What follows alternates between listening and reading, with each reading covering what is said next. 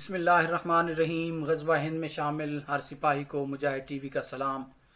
پاکستان کے صوبہ بلوچستان کے پسماندہ ضلع کیچ کے دور دراز گاؤں بلیدہ کے رہائشیوں نے کبھی سوچا بھی نہیں ہوگا کہ ان کے علاقے کا ایک متوسط طبقے کے ذمہ دار کا بیٹا خلائی ٹیکنالوجی پر کام کرنے والا سائنسدان اور برطانیہ کی کیمبرج یونیورسٹی میں اپنے ڈپارٹمنٹ کا سب سے کم عمر سینئر سائنسدان اور فیلو ہونے کا اعزاز حاصل کر پائے گا۔ ناظرین، یہ کہانی ہے ڈاکٹر یار جان عبدالصمد کی جو آپ کے سامنے پیش کرنے جا رہا ہوں۔ ناظرین، ویڈیو دیکھنے سے پہلے مجاہد ٹی وی کو سبسکرائب کریں، بیل آئیکن کو پریس کریں تاکہ ہر آنے والی ویڈیو آپ تک بر وقت پہنچ سکے۔ ناظرین، ڈاکٹر یار جان عبدالصمد کو اس منزل تک پہنچنے کی کہانی انہوں نے سنائی ہے جو انہی کی زبانی میں آپ کی خدمت میں پیش کرتا ہوں۔ وہ کہتے ہیں کہ میرا تعلق ایک ایسے علاقے سے ہے جہاں پر تعلیم کا کوئی زیادہ رواج نہیں تھا، بلکہ پورے علاقے میں گنتی کے ہی چند لوگ ہوں گے جو خط وغیرہ پڑھ سکتے ہوں گے۔ میرے والد اور والدہ نے کبھی اسکول کا منہ نہیں دیکھا تھا، مگر بچپن سے ہی ان کی خواہش تھی کہ ہم پڑھ لکھ جائیں۔ ہم ذمہ دار ضرور ہیں اور زمینیں بھی کافی ہیں، مگر ہماری زمینوں پر وہ پیداوار نہیں ہوتی ہے جو کہ ہونی چاہیے۔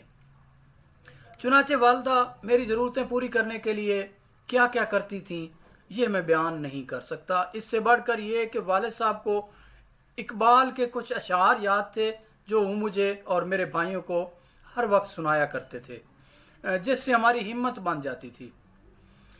پڑھائی میں میری دلچسپی کو دیکھتے ہوئے والد صاحب ہمیں ساتھ لے کر کراچی کے علاقے لیاری پہنچ گئے۔ ناظرین، جب یہ لیاری پہنچ جاتے ہیں تو اس کے بعد یہ بتاتے ہیں کہ جب میں پہلی مرتبہ کراچی گیا تو یقین کریں کہ مجھے ایسے لگا کہ یہ کوئی اور ہی دنیا ہے۔ لوگ، گاڑیاں، ٹریفک اور روشنیاں دیکھ کر حیرت زدہ رہ گیا تھا۔ رات کے وقت جلتی لائٹیں دیکھ کر مجھے ایسے لگتا تھا کہ میں کسی روشنیوں کے شہر میں پہنچ چکا ہوں۔ ناظرین، جب کراچی میں مجھے میرے والد صاحب ایک سکول میں لے کے گئے داخلے کے لیے تو سکول والوں نے کہا کہ جاؤ اپنے والد کے ساتھ زمینوں پر مدد کرو۔ لیاری میں ایک اردو میڈیم سکول میں داخلہ لیا، مگر جلد ہی اندازہ ہو گیا کہ جب تک انگریزی اچھی نہیں ہوگی اس وقت تک ترقی ممکن نہیں ہے۔ اس صورتحال کا اندازہ ہونے کے بعد والد صاحب کو بتایا کہ مجھے انگلش میڈیم سکول میں داخلہ لینا ہے، جس پر والد صاحب مجھے کلفٹن کراچی میں واقع شہرت یافتہ سکول لے گئے جو کہ ان کی استطاعت سے بڑھ کر تھا، لیکن انہوں نے میرے شوق کی خاطر مجھے وہاں پڑھانے کی ٹھان لی تھی۔ میں ایک دیہاتی بچہ تھا جو شہری طریقہ کو زیادہ تر نہیں جانتا تھا، مگر میرے پاس والدین کا دیا ہوا وہ اعتماد ضرور تھا اور کچھ کر گزرنے کا حوصلہ تھا۔ اس موقع پر پرنسپل صاحبہ نے اپنے دفتر میں والد صاحب کی موجودگی میں میرا انٹرویو لیا اور انگریزی میں مجھ سے سوالات کیے۔ حالانکہ والد صاحب پرنسپل صاحبہ کو پہلے ہی بتا چکے تھے داخلہ لینے سے پہلے ہی کہ ہمارے بیٹے کی انگریزی اتنی اچھی نہیں ہے، لیکن اس صورتحال کے باوجود پرنسپل صاحبہ نے انگریزی میں سوالات کیے، جس پر مجھے کافی شرمندگی ہوئی اور یہ صورتحال یہ ہوئی کہ انگریزی تو مجھے آتی نہیں تھی، مگر کچھ نہ کچھ پرنسپل صاحبہ کی بات مجھے سمجھ آ رہی تھی۔ سب سے پہلے انگریزی میں میرا نام پوچھا، جس کا میں نے اردو میں جواب دیا۔ اس کے بعد انہوں نے پوچھا کہ والد صاحب کیا کرتے ہیں، میں نے بتایا کہ وہ زمینوں پر کام کرتے ہیں۔ اس طرح انہوں نے کچھ اور سوالات پوچھے جس میں سے کچھ سمجھ میں آئے اور کچھ میرے سر سے اوپر سے گزر گئے۔ شاید ان کو اردو میں میرے جواب دینا ناگوار گزرا، حالانکہ میں نے ان کو یہ بتانے کی کوشش بھی کی تھی کہ اگر مجھے داخلہ مل گیا تو میں بہت محنت کروں گا، مگر اس کے باوجود انہوں نے آخر میں مجھے کہا کہ بہتر یہ ہوگا کہ تم گاؤں چلے جاؤ اور اپنے والد صاحب کے ساتھ زمینوں پر ان کی مدد کرو۔ یہ ایسے الفاظ تھے جس کو سن کر میری آنکھوں میں آنسو آنے لگے، جبکہ میرے والد صاحب مجھ سے نظریں چرا رہے تھے۔ میں اس وقت 7ویں کلاس کا طالب علم تھا، میرا دل ٹوٹ گیا تھا، مگر میری تو تربیت ہی ایسی تھی کہ میں حوصلے اور عزم کا سبق سکھایا گیا تھا مجھے میرے والد صاحب کی طرف سے، علامہ اقبال کے اشعار سنا سنا کے، لیکن میں نے تو ٹھانی ہوئی تھی کہ میں نے کچھ کر گزرنا ہے۔ یہ بات تو ذہن نشین ہو گئی تھی کہ انگریزی سیکھنا لازم ہے۔ لیاری میں ہی ایک انگلش میڈیم اسکول کے بینرز اور پوسٹر لگے ہوئے تھے۔ میں نے والد صاحب سے کہا کہ مجھے اس اسکول میں داخلہ کروا دیں۔ انگریزی سیکھنے کے لیے میں نے چند ہی بکس لیں، خود سے کوشش کی، کبھی انگریزی اخبار مل جاتا وہ پڑھ لیا کرتا تھا، اور گرامر کی کوئی کتاب پڑھ لیتا تھا، ساتھ میں اسکول کے اساتذہ سے بھی مدد لے لیتا تھا، اور ان سے وہ میرا حوصلہ بھی بڑھاتے تھے۔ گو کہ یہ ایک چھوٹا سا اسکول تھا، لیکن کچھ اساتذہ انتہائی محنت سے پڑھایا کرتے تھے۔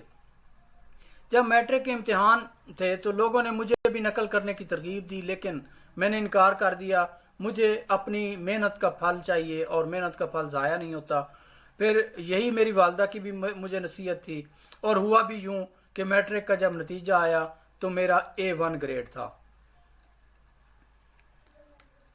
مسائل کا دور ختم ہوا اور کامیابیوں کا سفر شروع ہوا۔ یہ جب میٹرک کر لیتے ہیں یہ یار جان صاحب، اور اس کے بعد ان کے یہ جو مسائل تھے انگریزی بولنے والے، یہ ان کے ختم ہوئے، اور ایک کامیابیوں کی داستان ان کی شروع ہو گئی۔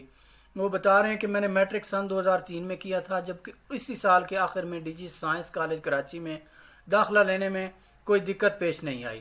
مایہ ناز سائنسدان ڈاکٹر عبدالقدیر خان بھی اسی کالج کے طالب علم تھے۔ FSC کے دوران میں ٹیوشن بھی پڑھایا کرتا تھا، کیونکہ ظاہر والدین پر اتنا بوجھ نہیں ڈال سکتا تھا۔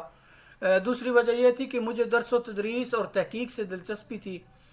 مجھے تھا کہ اگر میں پڑھاؤں گا تو میں اپنی پڑھائی اور اپنی تعلیم کو زیادہ سیکھ سکوں گا۔ FSC کا سلسلہ اسی طرح چلتا رہا، اور جب نتیجہ آیا تو یہاں پر بھی میرا A1 گریڈ آیا۔ FSC کے بعد خیبر پختونخوا کے شہر صوابی میں Ghulam Ishaq Khan institute of engineering science and technology میں داخلے کے لیے انٹری ٹیسٹ دیا۔ تیاری پوری تھی، چنانچہ انٹری ٹیسٹ شاندار طریقے سے پاس کیا اور 100% اسکالرشپ ملی۔ میرے بھائیوں نے تعلیم کو عملاً خیر آباد کہہ دیا تھا۔ وہ چھوٹے موٹے کاروبار کر رہے تھے، جس سے وہ ہر ماہ مجھے معقول سی رقم بھی بھیج دیا کرتے تھے۔ یہ رقم مجھ جیسے طالب علموں جس کی ساری توجہ تعلیم پر ہو ان کے لیے کافی ہوتی تھی، جبکہ یونیورسٹی کی تعلیم تو ویسے ہی فری تھی اسکالرشپ کی وجہ سے۔ مطلب یہ کہ 7ویں کلاس میں کراچی آنے کے بعد جو مسائل شروع ہوئے تھے وہ FSC کرنے اور یونیورسٹی میں داخلہ لینے کے بعد ختم ہو چکے تھے، اور کامیابیوں کا ایک نیا سلسلہ شروع ہو چکا تھا۔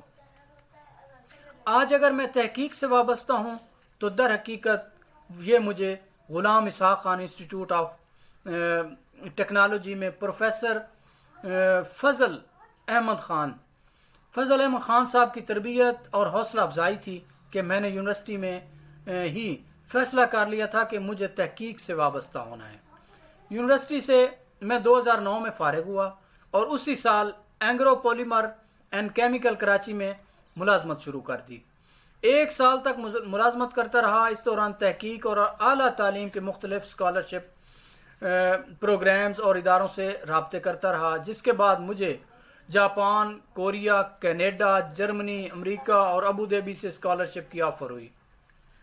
MPhil اور ریسرچ کرنے کے بعد سب سے بہترین آفر خلیفہ یونیورسٹی ابوظہبی سے ملی، کیونکہ اس کے ساتھ امریکہ کی MIT یونیورسٹی کا علاقہ تھا۔ دوسری بات یہ کہ ریسرچ کے دوران ان کا اعزازیہ ایک اچھی تنخواہ جتنا تھا، جس کی وجہ سے میں نے اس کو قبول کر لیا تھا۔ اس کے بعد scholarship per university of Tokyo سمیت بہت سی عالمی اداروں میں ریسرچ کی اور PhD مکمل کی۔ PhD کے دوران میری تحقیق زیادہ تر گرافین نام کے ایک مادے پر تھی، جس کو استعمال کر کے مختلف آلات بنائے۔ یہ ریسرچ بہت سے بین الاقوامی جریدوں میں شائع ہوئی۔ جب میری ریسرچ شائع ہوئی تو مجھے امریکہ، ابوظہبی، برطانیہ اور ٹوکیو سے مختلف آفرز آئیں۔ میری ریسرچ کیمبرج یونیورسٹی کے ایک مایہ ناز سائنسدان کو اچھی لگی، جنہوں نے مجھے وہاں جاب آفر کر دی۔ ویسے تو تنخواہ اور مراعات کے حساب سے بہتر ابوظہبی میں تھی، مگر اب میرا مقصد تنخواہ نہیں تھا، اگلی منزل تک پہنچنا تھا۔ چنانچہ میں نے کیمبرج یونیورسٹی سے آنے والی آفر کو فوراً قبول کیا، کیونکہ مجھے تحقیق کے میدان میں کام کرنا تھا، اور شاید دنیا بھر میں تحقیق کے حوالے سے سب سے بہتر سہولتیں اور ماحول کیمبرج یونیورسٹیاں میں ہی دستیاب ہے، جہاں سے نیوٹن اور اسٹیفن ہاکنگ جیسے سائنسدانوں نے منسلک رہ چکے ہیں۔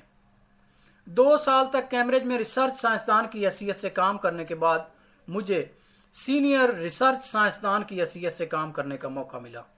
مجھے پتہ نہیں، مگر کہا جاتا ہے کہ کیمبرج میں ریسرچ سائنسدان سے سینئر سائنسدان کا درجہ حاصل کرنے کے لیے 2 سال بہت ہی کم عرصہ ہے، اور مجھے بھی یہ لگتا ہے کہ میں وہاں پر سب سے کم عمر سینئر سائنسدان ہوں۔